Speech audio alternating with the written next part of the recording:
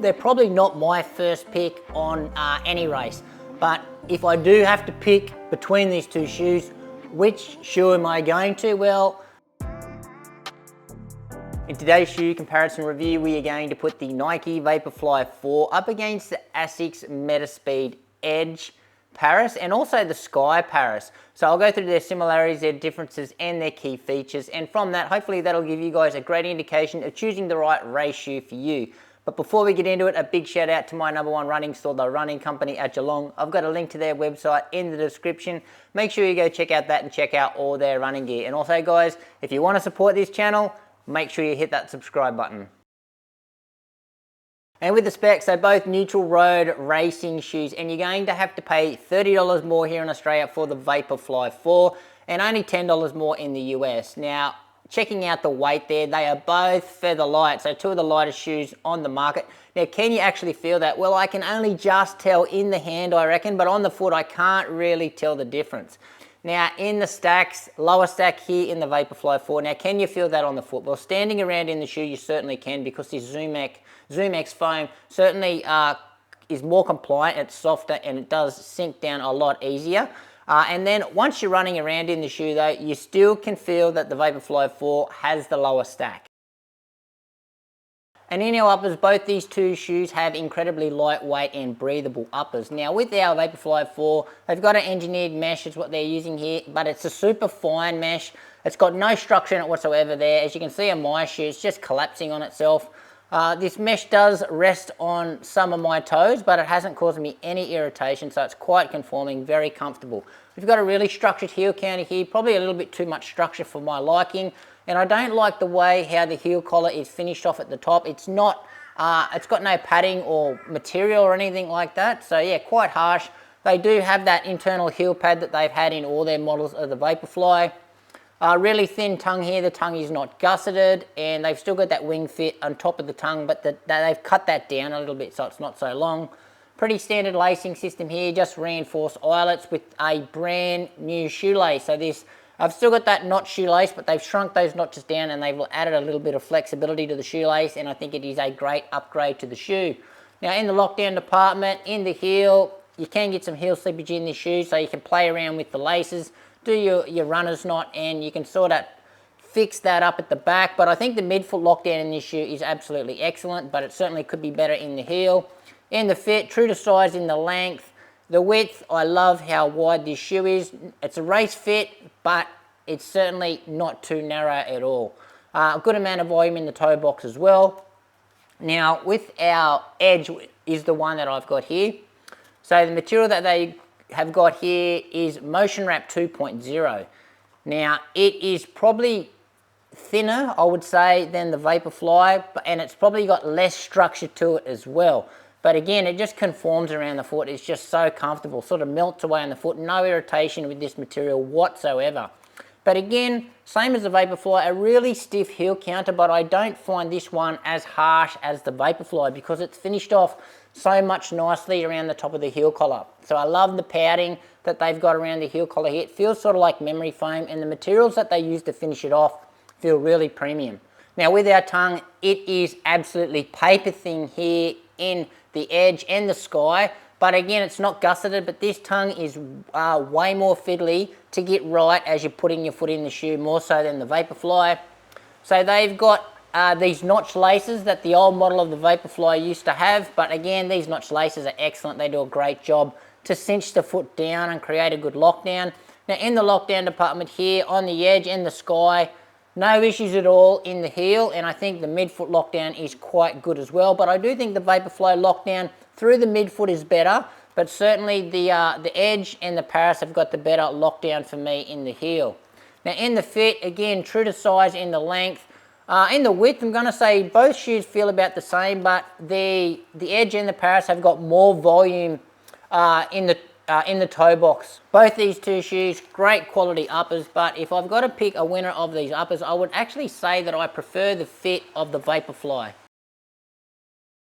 And with the outsoles, very similar coverage here on the bottom of the shoes. Pretty much the forefoots are covered, and also they've got their rubber in the high wear areas at the back. With the Vaporfly 4 though, they've got a brand new rubber compound on the front of the shoe. So it doesn't feel like a traditional rubber anymore. It's much softer. It feels sort of like a rubberized EVA, or it's got a real foamy touch to it, but it really does add some softness to the ride, which I absolutely love. And they do have a different rubber here in the rear, so some high abrasion rubber in the high wear areas at the back, and that's going to be the same. It's probably what they've used in the previous model, but it's certainly the same rubber as what they use in the Alpha Fly 3. Some other features on the bottom of the shoe, they've got their exposed foam through the middle here, and they've got a bigger cutout through the middle of the shoe here, and that's certainly going to add some softness and bounce to the rear of this shoe. Now, how does this outsole perform? Well, grip, excellent. Really, really nice. Haven't had any slippage with it whatsoever. But durability wise, it is showing a fair signs of wear early on, and that's just because this compound is so soft. And as I said, the way it's worn down, it's got a real foamy feel to the touch. But as I said, grip good, durability probably could be better. Now what we've got going on here in the ASICS, so Sky and Edge, they're going to use ASICS grip. Now this ASICS grip, it's more of a traditional feeling type rubber, so it doesn't feel like it's like a foamy compound like the Vaporfly. And you can see there, they've got all these holes all through the top, cutting down on the weight, and that's sort of adding traction to the shoe as well. And the performance of this ASICS grip is excellent. So this stuff doesn't budge in the wet, absolutely amazing, and also really, really nice in the dry as well. Now where the ASICS grip is also getting the nod ahead of the outsole here in the Vaporfly 4 is the durability. So yeah, it's a much more robust material, this ASICS grip, more so than the Vaporfly. And in the midsole, so both shoes using their brand Super Foam. So Zoom X here in the Vaporfly 4.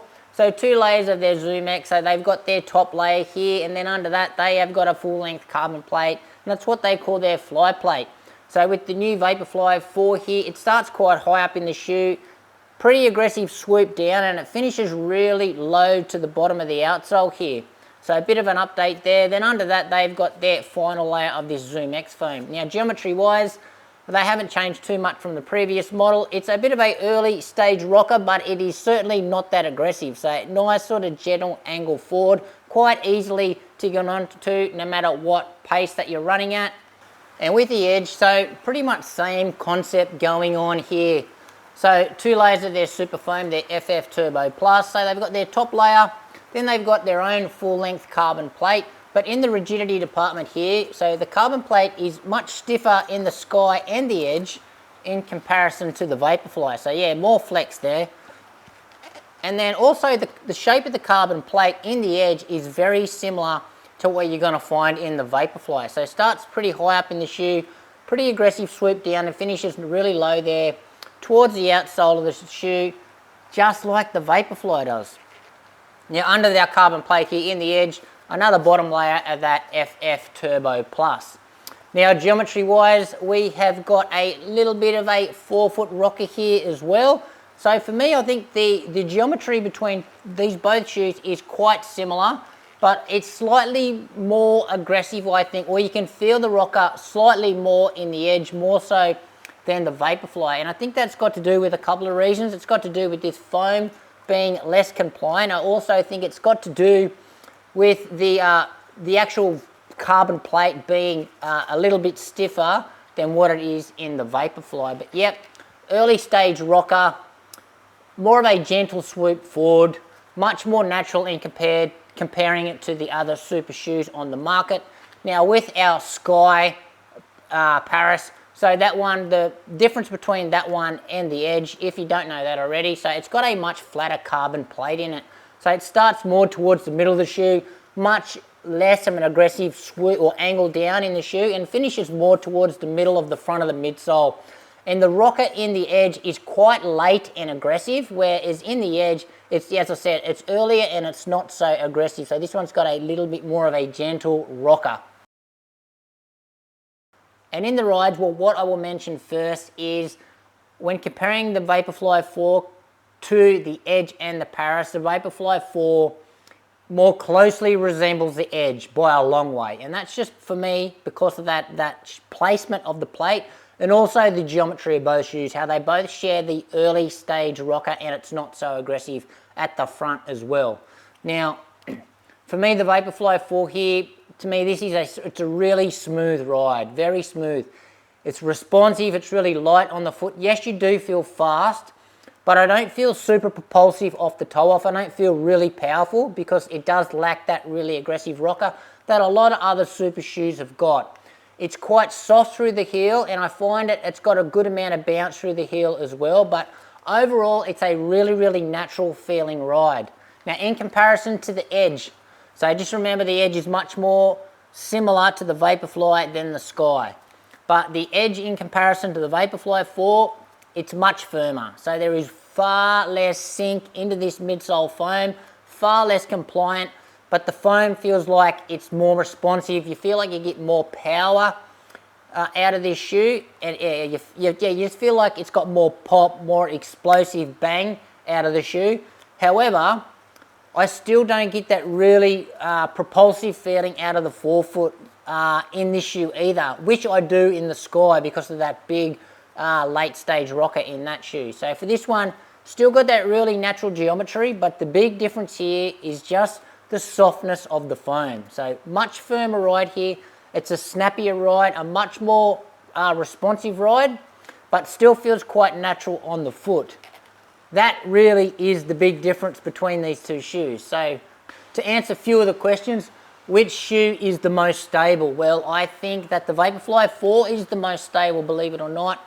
Even though it's got the softer foam, but this softer foam, once it compresses, you sort of feel really close to the ground, and you feel like it's quite hard to actually roll over in the shoe because the foam is so more compliant, whereas this firmer foam of the Edge, because these sidewalls are much stiffer, if you do catch the shoe wrong, it's quite easy to go over with on the shoe. So I think you need to be a little bit more of a neutral runner to get this shoe right, more so than the Vaporfly 4. I think the ride is a little bit more friendly. Now, which shoe is the most comfortable? So I do think the Vaporfly 4, again, with the softer ride, and I think the upper is more comfortable as well. So I'm going to give the winner here in the comfort department to the Vaporfly. Now, which shoe do I feel faster in? Well, I think I feel faster in the Edge.